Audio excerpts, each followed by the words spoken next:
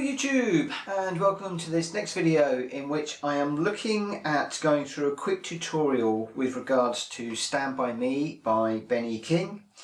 And in this version I'm going to be choosing the version where we use the bass notes, so this bit. So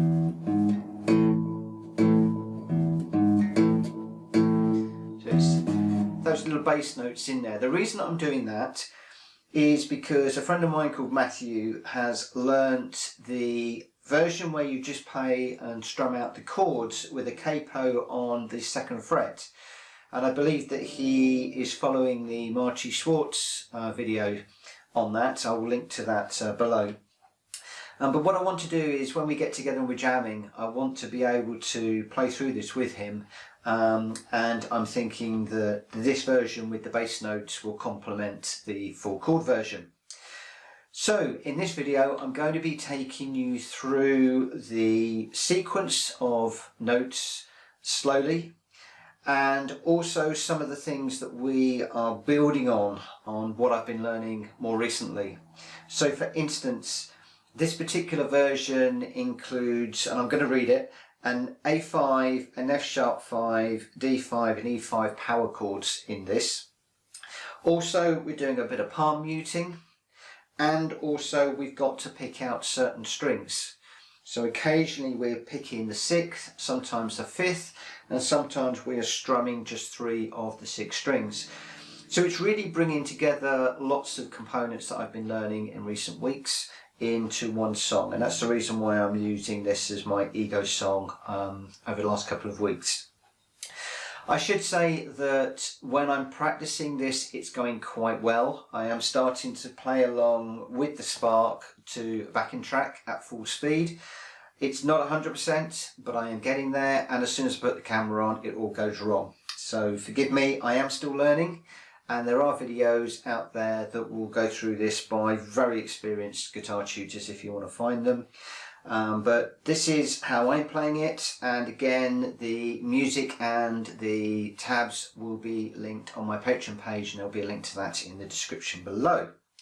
So let's get into it. The sequence that we're playing you can break down into different sections. So the first section that we play twice, and in fact when I'm playing along to the backing track I'll play this a number of times, but normally you just play through this twice, is an open low E string, so that's a 6th string, and then 4th fret on that same string, and then we need our A5 power chord, which is our first finger on the 4th and 3rd strings of the 2nd fret, and we are strumming the 5th, 4th and 3rd strings with a palm mute. We play that twice. So if I just take you through that again, so we are open 4 power chord, and again, and that's basically our opening sequence. So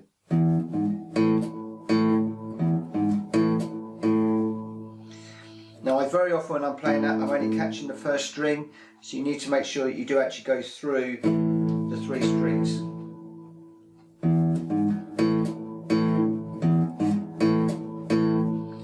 So like that.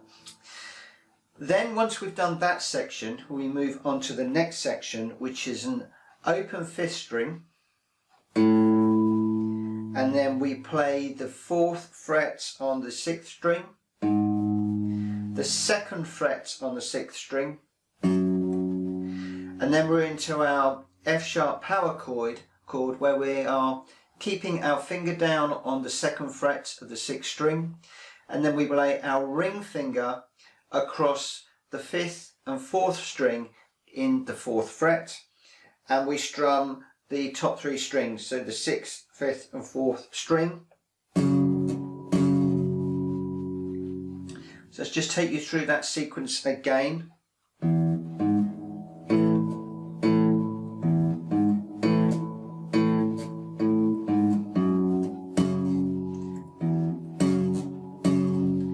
So between the F sharp power chords, all we're doing is we're lifting off our 1st finger to play the open 6th, and then we play that F sharp power chord again. So let me just take you through that again. So open 4 power chord, open 4 power chord, then the rundown 5, 6, 2 power chord, open, and then with this shape we simply move this to the D5 power chord, which is the 5th fret of the 5th string with our first finger, and then the ring finger is in the 7th fret on strings 4 and 3, and we're playing the 5th, 4th and 3rd strings.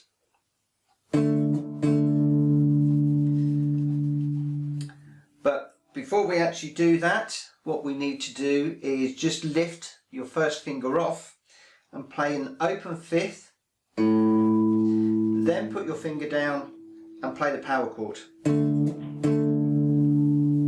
And then we slide that down to the 7th fret. So we've got our first finger on the 5th string in the 7th fret and our ring finger on the 4th and 3rd strings of the 9th fret, and again we lift off our first finger, play the open 5, finger down, and then the power chord, and then we simply then go back to what we started with the open 4 A power chord and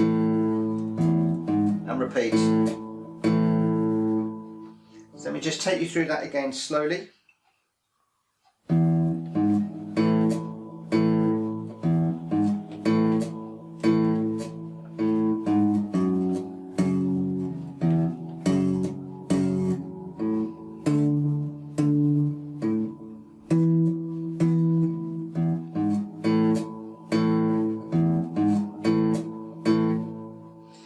Now, one of the things that I tend to do when I'm playing this, particularly on the bar chord, is when I'm muting, I'm bringing my plectrum too close into the strings and I get a little bit of a vibration on there, which isn't good.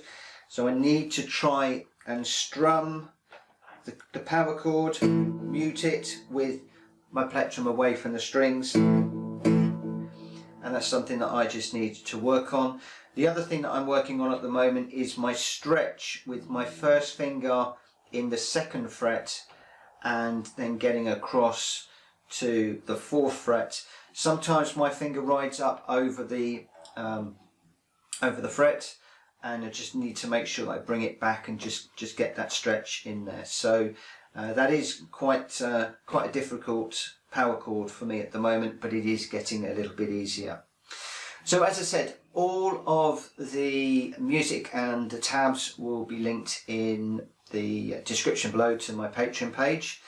And what we're doing is we're actually playing this over the G, E minor, C and D chords. So that will be what Matthew is playing, and then we're just playing these little bass notes and the power chords underneath. So for me, with my difficulties with my chord changes, certainly the power chords are making this a lot easier, and the fact that the power chords basically just move down makes it a lot easier. You've got to come down one string when you go to the 5th fret, and then you can simply slide that down to the 7th. So this is quite a nice little exercise. Right, so that's this video. I hope that you found it useful and you like it. If you do, please give it a thumbs up. In the meantime, I'm going to try and play this along with the Spark amp at full pelt. It always goes wrong when the camera's on, but just to run out the video, that's what I'm going to try. So thank you very much for watching, and I'll see you again very soon. Wish me luck.